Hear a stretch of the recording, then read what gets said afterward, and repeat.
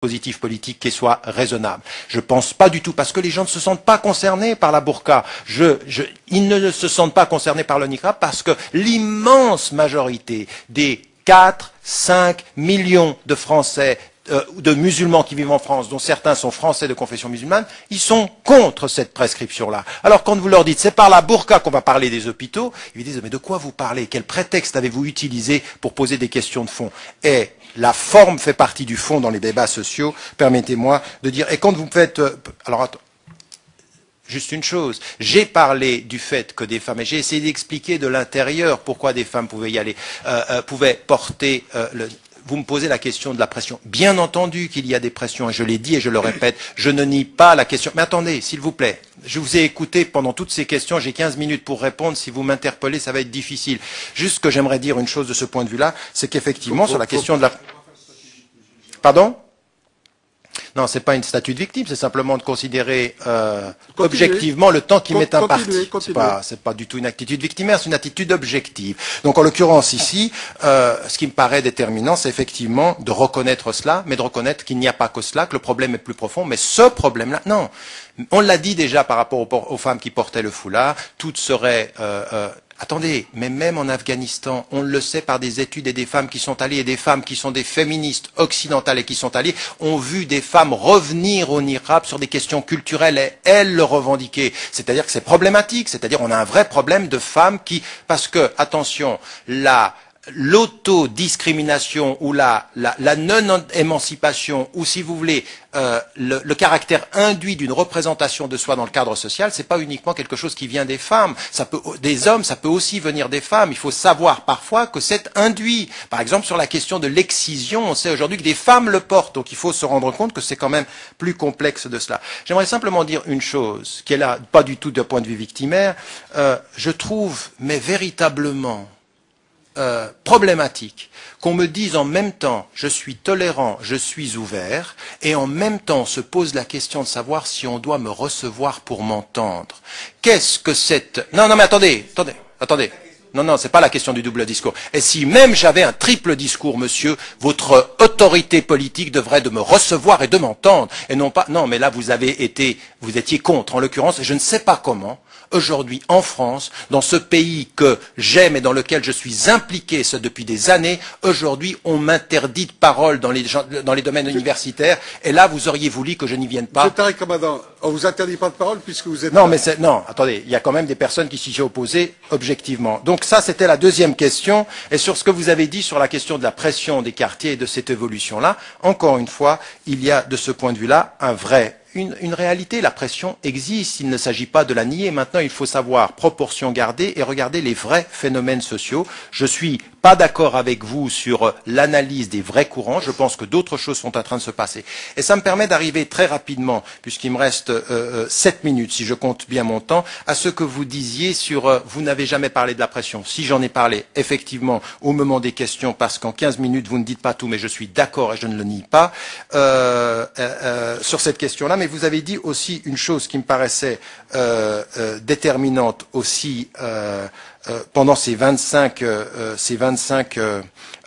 années. Non, madame, le travail porte, et le travail porte tellement que je vais vous dire une chose, si nous ne menions pas un travail de terrain, si vous n'aviez pas allé aujourd'hui et observé les cadres et les leaders, le nouveau leadership, dont en particulier le nouveau leadership féminin dans les communautés musulmanes. Le discours majoritaire de ce pays, c'est respectons la loi du pays, c'est nous sommes des Français, c'est nous respectons la loi et nous sommes loyaux. Même plus que ça, l'acquisition de la langue. Donc je vais vous dire une chose, tout ce travail-là, il porte, mais il est un travail à long terme. Alors effectivement, vous pouvez avoir l'impression que la visibilité de certains cache la forêt des autres, mais je vous demande, vous avez une autorité politique, vous avez un engagement politique, ne vous laissez pas tromper par les quelques cas qui ne disent pas les courants de fond. On a énormément évolué aujourd'hui, et ce travail-là, vous dites qu'il est un échec, je peux vous dire aujourd'hui qu'on a énormément avancé, que les choses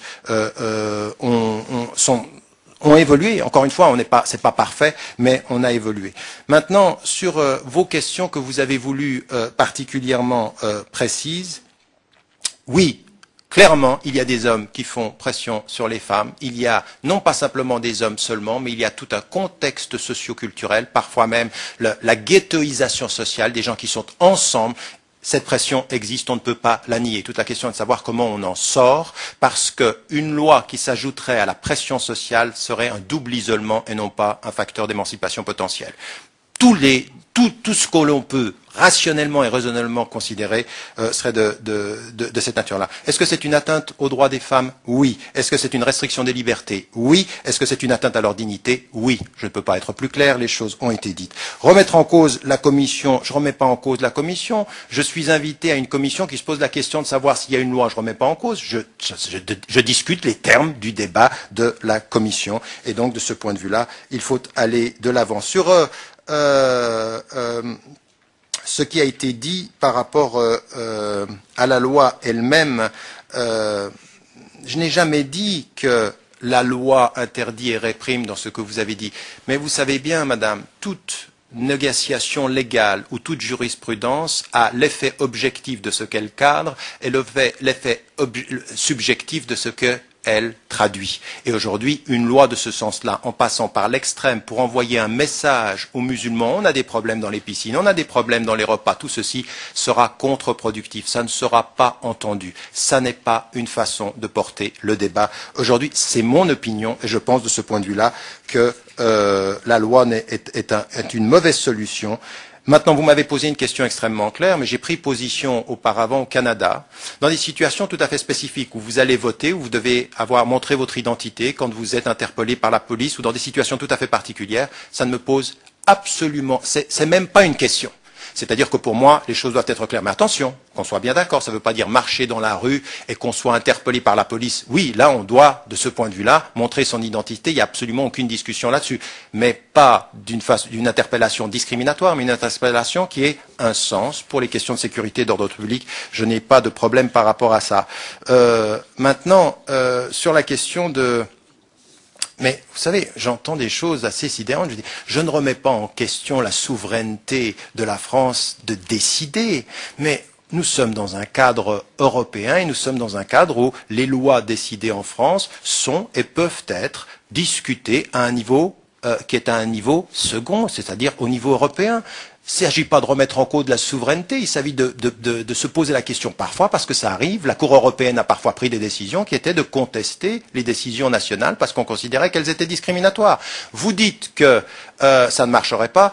Contre votre opinion de politicien, il y a 8 opinions de juristes et de constitutionnalistes européens qui vous donnent tort, et donc vous devriez aussi les entendre.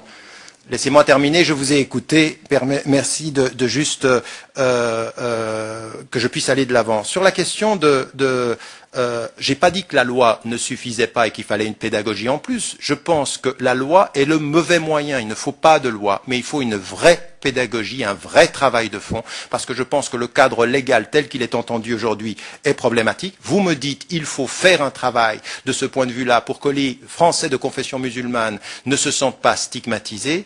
Ce travail, on le fait. Moi, je suis absolument contre cette pensée victimaire. Je suis pour que des Français se réveillent, qu'ils soient dans la contribution. Moi, je suis pour la post-intégration, c'est-à-dire la contribution active à l'avenir de ce pays-là.